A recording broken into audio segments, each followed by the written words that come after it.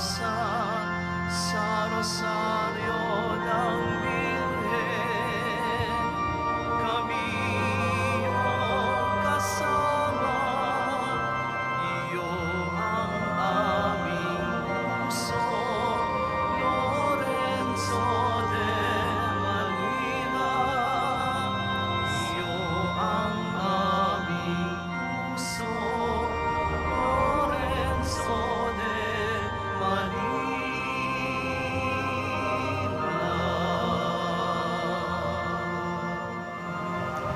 Simulan natin ang ating pagdiriwang sa ngalan ng Ama at ng Anak at ng Espiritu Santo. Amen. Ang pagpapala ng ating Panginoong Hesukristo, ang pag-ibig ng Diyos Ama at ang pakikipagkaisa ng Espiritu Santo naway sumainyong lahat. At sumaiyo rin. Upang tayo maging marapat gumanap sa banal na pagdiriwang, aminin muna natin at pagsisihan ang ating mga kasalanan. Inaamin ko sa makapangyarihang Diyos At sa inyo mga kapatid, na lubha akong nagkasala sa isip, sa salita at sa gawa, at sa aking pagkukulang. Kaya isinasamo ko sa mahal na Birheng Maria, sa lahat ng mga anghel at mga banal, at sa inyo mga kapatid, na ako'y ipanalangin sa Panginoong ating Diyos. Kaawan tayo ng makapangyarihang Diyos, patawarin tayo sa ating mga kasalanan at patnubayan tayo sa buhay na walang hanggan. Amen. Panginoon, kaawaan mo kami. Panginoon, kaawaan mo kami. Kristo, kaawaan mo kami. Kristo, kaawaan mo kami.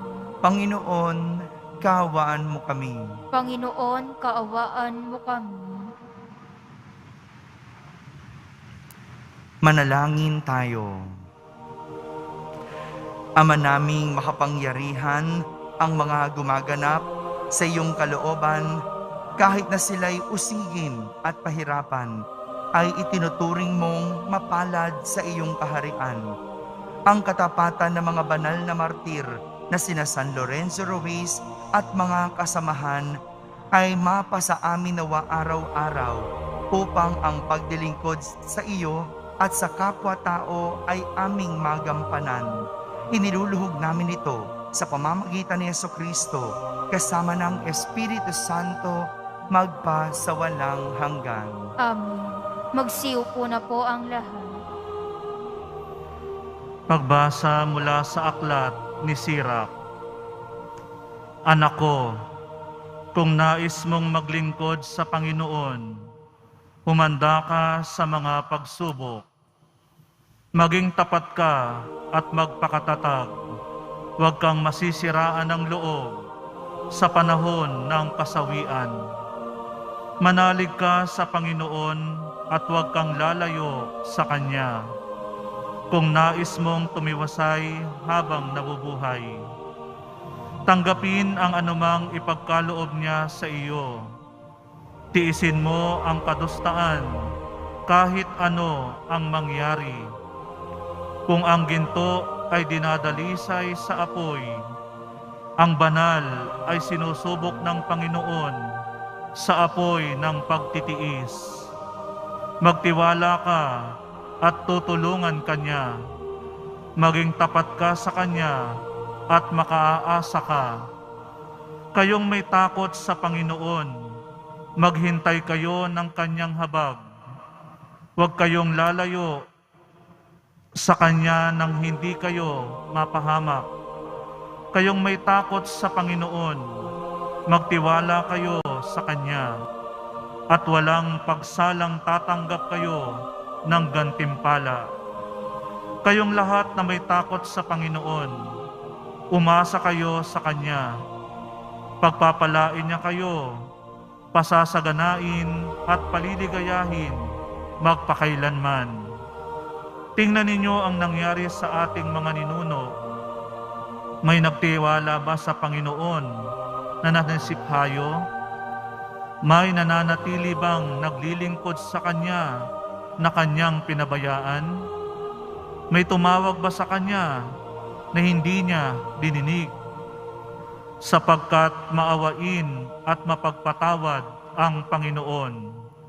Pinatatawad niya tayo sa ating kasalanan, inililigtas sa kagipitan. Kawawa ang mahihinang loob at mga tamad. Kawawa ang makasalanang mapagkunwari. Kawawa ang mahihina ang loob. Ayaw nilang magtiwala, kaya hindi naman sila tatangkilikin.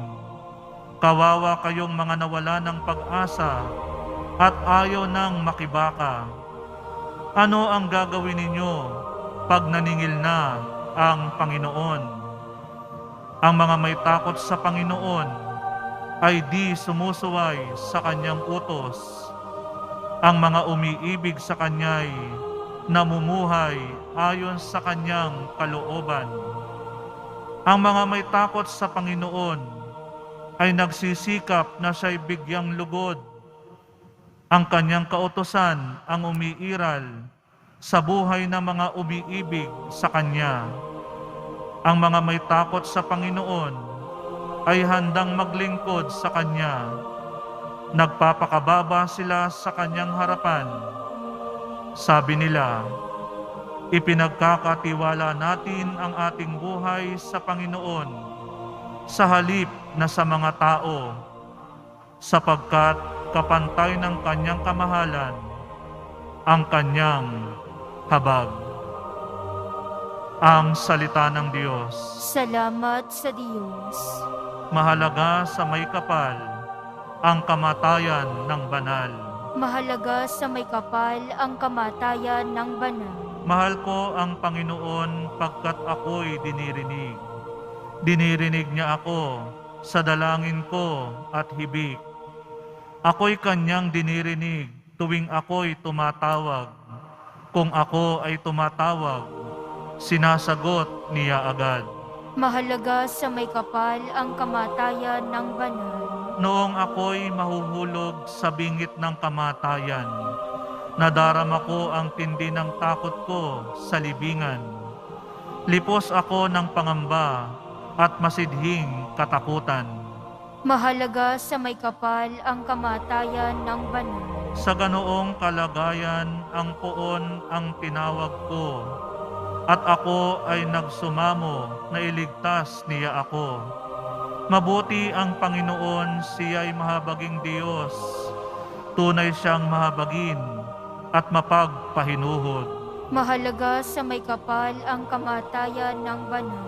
Ang poon ang nag-iingat sa wala ng sumaklolo. Noong ako ay manganib, iniligtas niya ako. Manalig ka, o puso ko, sa Diyos ka magtiwala, pagkat siya ay mabutit, di marunong magpabaya. Mahalaga sa may kapal ang kamatayan ng banal. Ako'y kanyang iniligtas sa kuko ng kamatayan, tinubos sa pagkatalo, at luha ko'y pinahiran. Sa harap ng Panginoon, doon ako mananahan. Doon ako mananahan sa daigdig nitong buhay. Mahalaga sa may kapal ang kamatayan ng banal. Magsitayo po ang lahat.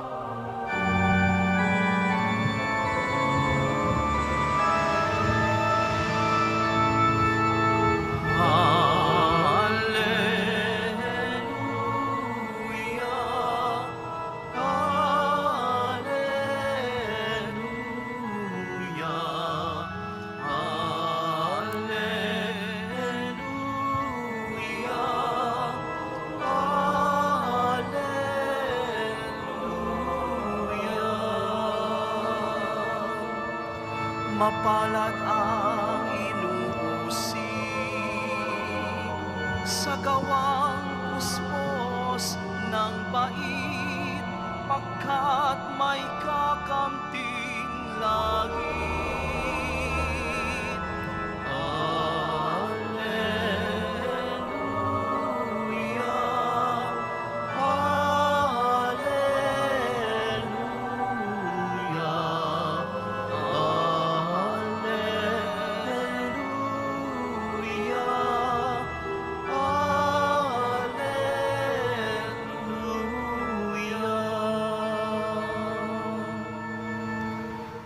Sumainyo ang Panginoon. At sumaiyo rin. Ang mabuting balita ng Panginoon ayon kay San Mateo. Papuri sa iyo, Panginoon.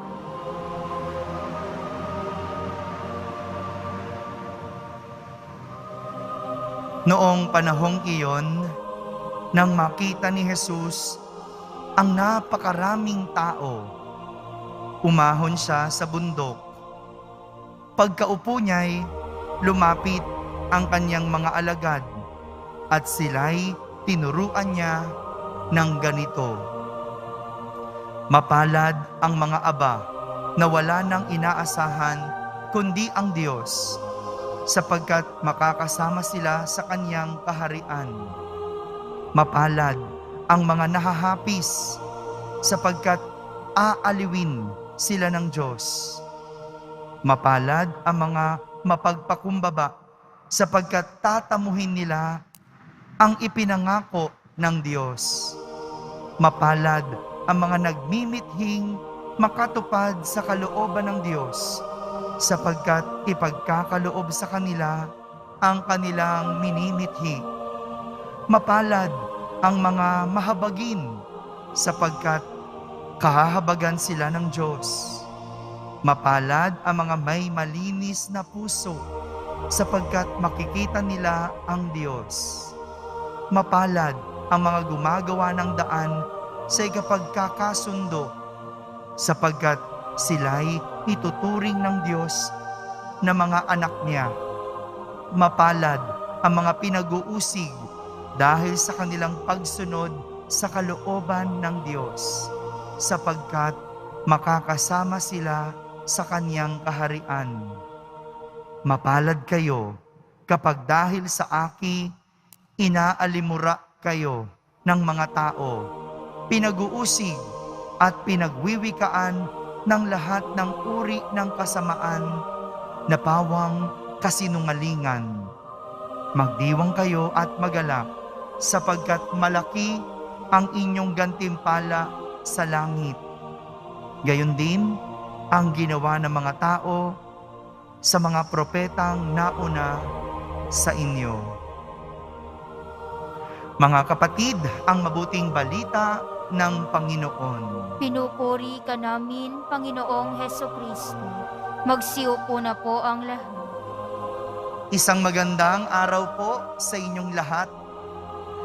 Ngayong araw na ito, atin pong ipinagdiriwang ang kapistahan ng ating unang santo, unang Pilipinong santo na si San Lorenzo Ruiz at mga kasamahang martir.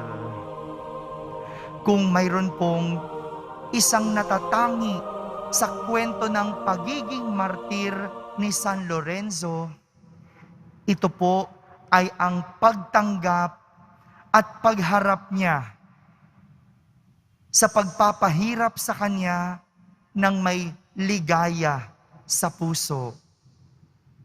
Karaniwan sa mga kwento ng mga martir, ang tanggapin at lampasan ang mga pagpapahirap.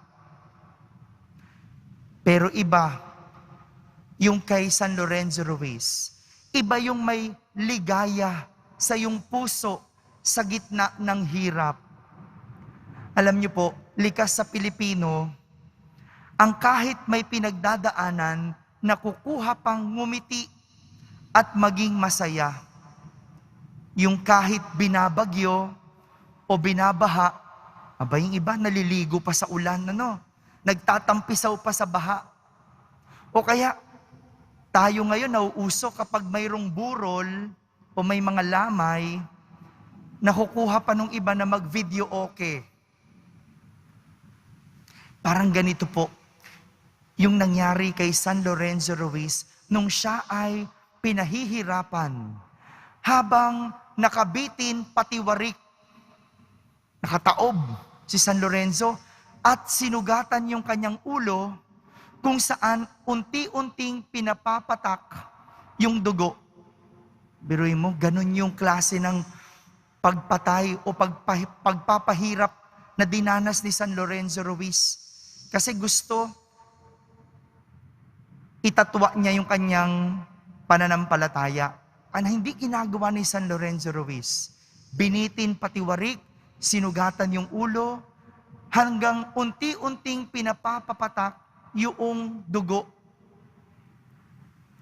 Medyo matagal-tagal yun, no? At habang nangyayari yun, ayon sa kwento, si San Lorenzo Ruiz ay kumakanta, umaawit, nahihirapan na, nasasaktan na, kumakanta pa. Ito yung pagiging martir ni San Lorenzo Ruiz. Hindi lang hinarap at inakap lahat ng hirap, kundi tinanggap ito ng may buong galak. Kakaiba, no? Yung iba, nahihirapan, tinatanggap yung hirap, pero hindi maligaya. Umiiyak, nagrereklamo, dumadaing. Si San Lorenzo Ruiz, hindi lang inakap, kundi tinanggap ng may ligaya sa kanyang puso. Mga kapatid, ito ang isa sa mga pinangaral ni Jesus sa napakaraming tao sa ating ebanghelyo. Kung bakit santo si San Lorenzo Ruiz ay dahil lahat ng sinabi ni Jesus, ng pinangaral ni Jesus na narinig natin sa ebanghelyo ay nakita kay San Lorenzo Ruiz. Isa dito yung sinabing, mapalad kayong mga pinag-uusig dahil sa inyong pagsunod sa kalooban ng Diyos, sapagkat makakasama ninyo ang Diyos sa kanyang kaharian. Mapalad kayo kapag dahil sa akin, inaalimura kayo ng mga tao, pinag-uusig at pinagwiwikaan ng lahat ng uri ng kasamaan na pawang kasinungalingan. Magdiwang kayo at magalak, sapagkat malaki ang gantimpala ninyo sa langit. Lahat ito tumutukoy at naglalarawan sa naipakitang klase ng pagmamahal ni San Lorenzo Ruiz para sa Diyos. Isang pagmamahal na naabot ang kamartiran. Bihira yun, yung magmahal at maging martir ng sabay. Isang pagmamahal na kayang ibigay ang sariling buhay, 1,000 man ito, at paulit-ulit na ibibigay para sa Diyos. Para sa karamihan, hindi po katanggap-tanggap ang kamartiran. Diba? Kapag meron tayong nakikilalang martir, anong sinasabi natin? Kabaliwan yan. Madalas nilalait natin ang pagiging martir dahil tinitignan natin ito bilang kabaliwan o yung tao na wala sa sarili. Pero kabaligtaran nito sa paningin ng Diyos dahil ang pagtanggap sa kahirapan para sa kabutihan ay isang kabanalan.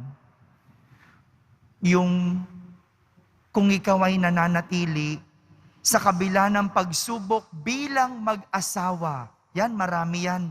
Yung mag-asawa na may hinaharap na problema, yung asawang nagloloko. Pero kung ikaw yung asawang sa kabila ng pagsubok, sa kabila ng sakit, ikaw ay nananatili para sa iyong pamilya, hindi yan kabaliwan. Kabanalan yan. Hindi man maintindihan ng iba kung bakit ka nananatili kahit ikaw ay niloloko o sinasaktan ng asawa mo. Hindi yan kabaliwan. Kabanalan dahil ginagawa mo ito para sa mga anak mo. At walang makakaunawa noon kundi ang isang taong nagmamahal at handang maging martir. Kung nagagawa mong magpatawad sa kabila ng pananakit at paulit-ulit na panloloko, hindi yan kabaliwan, kundi kabanalan. kahit kailan hindi kabaliwan ang magpatawad. Kabanalan at kabutihan ang magpatawad. Kahit pa paulit-ulit kang niloloko.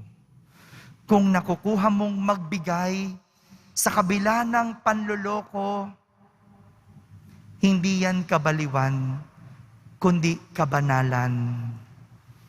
Mga kapatid, tingin man ng mundo, baliw ang mga martir. Para sa Diyos, banal ang pagiging martir dahil ito ay pagmamahal na naaabot ang kabutihan sa kabila ng kahirapan. Kabanalan dahil ginagawa ito kahit mahirap sa ngalan ng kabutihan. Amen.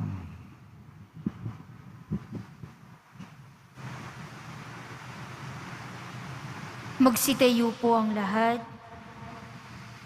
Minamahal kong mga kapatid, ang mga santo ay ating tagapamagitan sa Diyos. Sa pamamagitan ng kasamahan ng mga banal, ibinabahagi nila sa atin ang kanilang pananalig at kabutihan.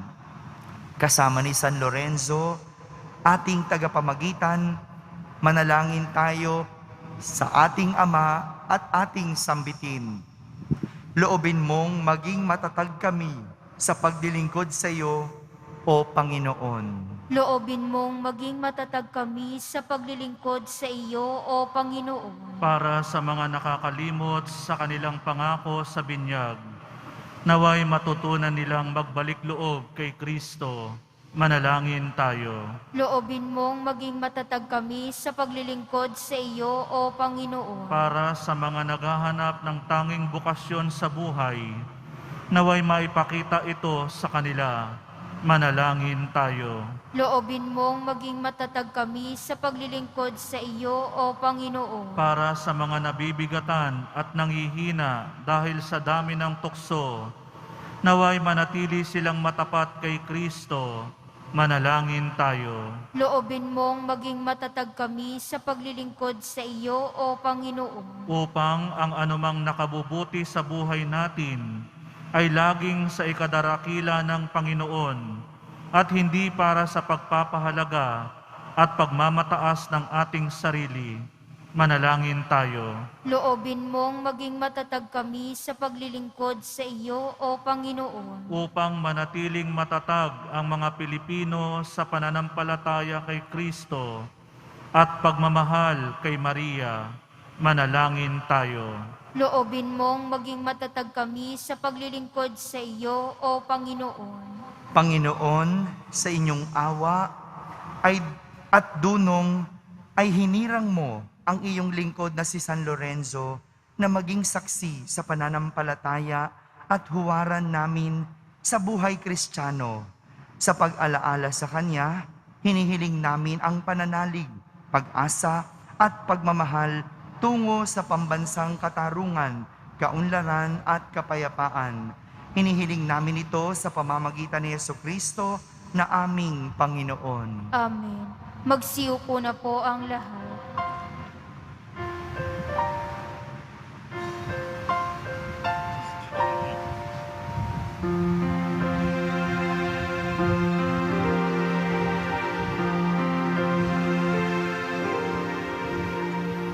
Paghahanda ng alay ay naitupo, ang alak at tinapay dala sa altar mo. Ano'y magiging tunay, dugo at katawan, aming tatanggapin ngayon, magbibigay buhay.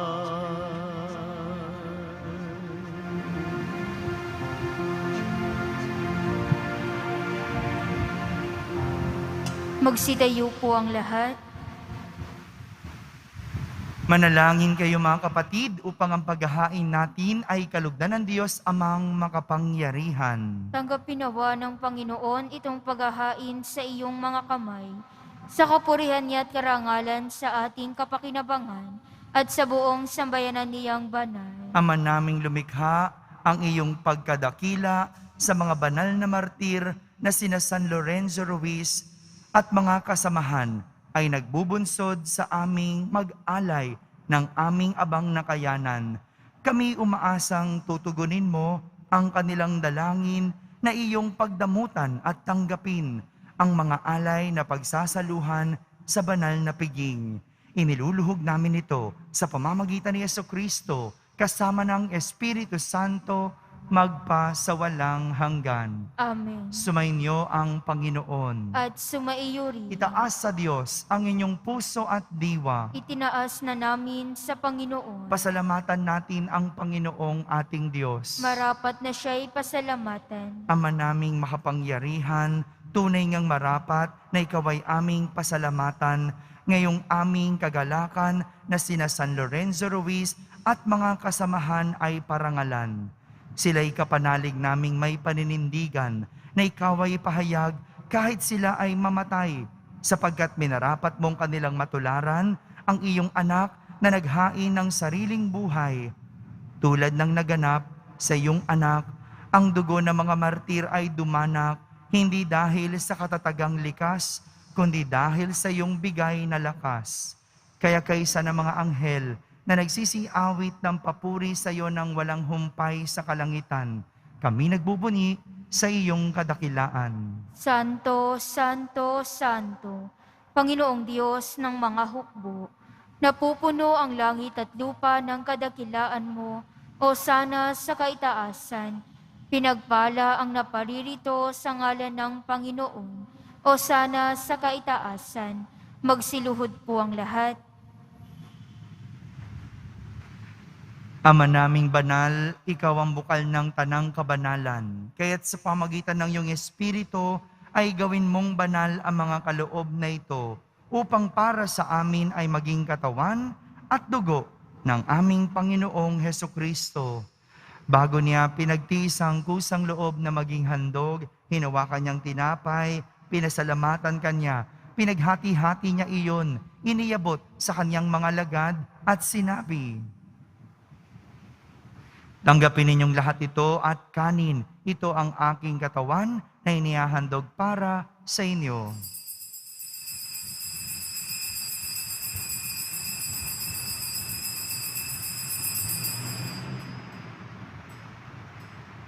Kaya hindi naman nung matapos ang hapunan, hinawakan niyang kalis, muli kanyang pinasalamatan.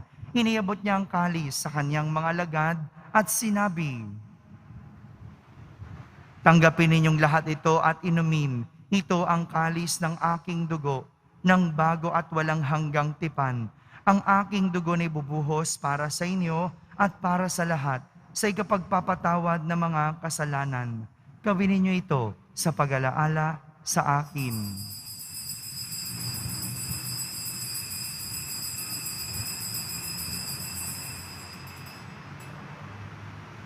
Magsitayo po ang lahat. Ipagbunyi natin ang misteryo ng pananampalataya. Si Kristo'y namatay, si Kristo'y nabuhay. Si Kristo'y babalik sa wakas ng panahon. Ama, ginagawa namin ngayon ang pag-alaala sa pagkamatay at muling pagkabuhay ng iyong anak. Kaya't inaalay namin sa iyo ang tinapay na nagbibigay buhay at ang kalis na nagkakaloob ng kaligtasan. Kami nagpapasalamat dahil kami iyong minarapat na tumayo sa harap mo para maglingkod sa iyo. Isinasamo namin kaming magsasalo-salo sa katawan at dugo ni Kristo ay mabuklod sa pagkakaisa sa pamamagitan ng Espiritu Santo. Ama, lingapin mo ang iyong simbahang laganap sa buong daigdig. Puspusin mo kami sa pag-ibig kaysa ni Francisco na aming Papa, ni Jose na aming Obispo at ng Tanang Kaparian. Alalahanin mo rin ang mga kapatid naming nahimlay na may pag-asang sila'y muling mabubuhay. Gayon din ang lahat ng mga pumanaw. Kaawan mo sila at patuloyin sa iyong kaliwanagan. Kaawan mo at pagindapating kaming lahat na makasalo sa iyong buhay na walang wakas. Kaisa na mahal na Birheng Maria na ina ng Diyos, ng kabiyak ng puso niyang si San Jose, kaisa ng mga apostol, ni San Lorenzo Ruiz at mga kasamahang martir, at ng lahat ng mga banal na namuhay dito sa daigdig ng kalugod-lugod sa iyo.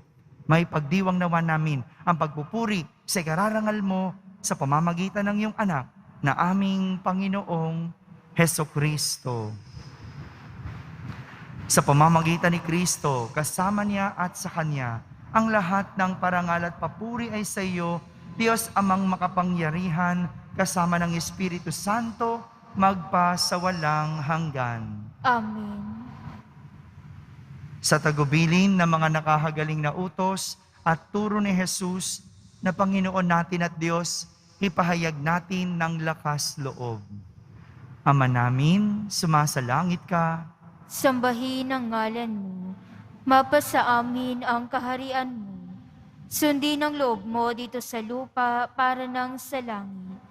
Bigyan mo kami ngayon ng aming kakanin sa araw-araw at patawarin mo kami sa aming mga sala para ng pagpapatawad namin sa nagkakasala sa amin.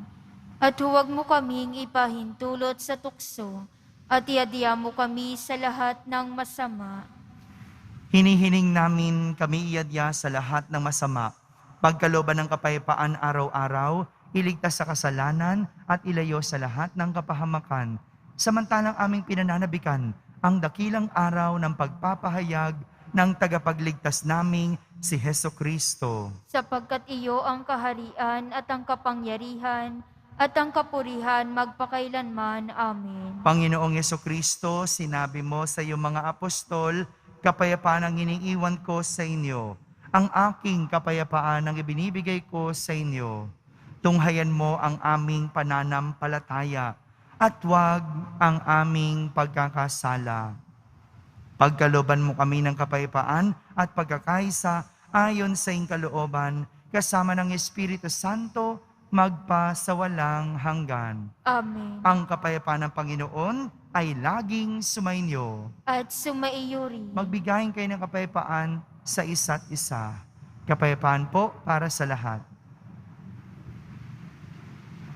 Kordero ng Diyos na nag-aalis ng mga kasalanan ng sanlibutan, maawa ka sa amin. Kordero ng Diyos na nag-aalis ng mga kasalanan ng sanlibutan, maawa ka sa amin. Kordero ng Diyos na nag-aalis ng mga kasalanan ng sanlibutan, ipagkaloob mo sa amin ang kapayapaan. Magsiluhod po ang lahat.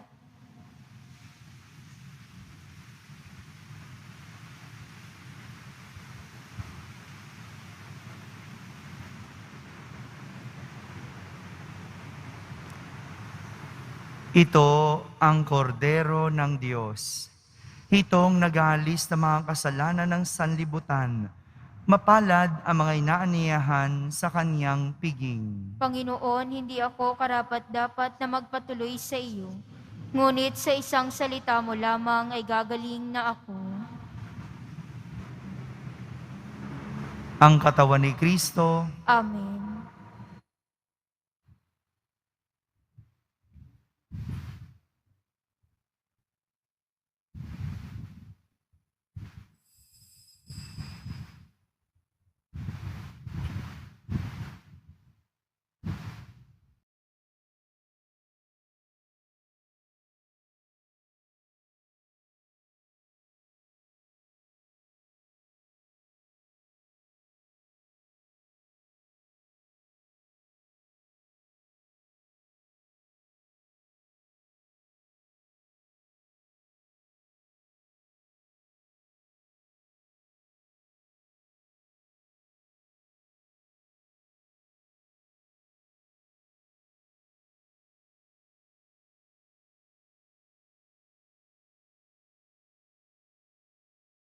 Manalangin tayo.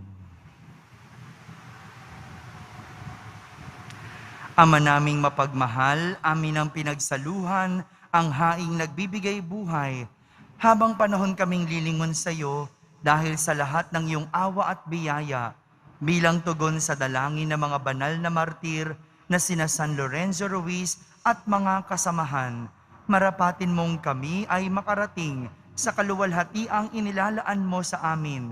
Iniluluhog namin ito sa pamamagitan ni Jesucristo kasama ng Espiritu Santo magpa sa walang hanggan. Amen.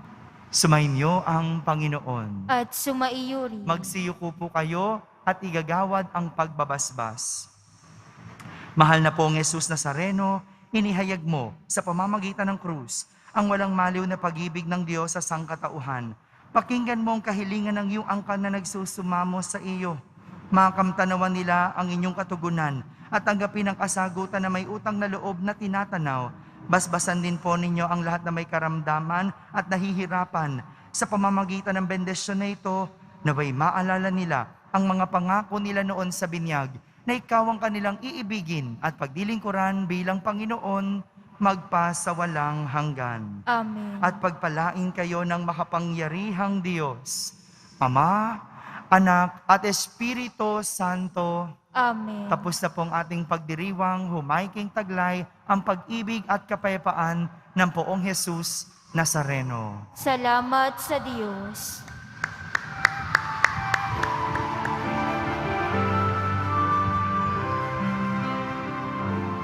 Nuestro Padre Jesus Nazareno, sinasamba ka namin,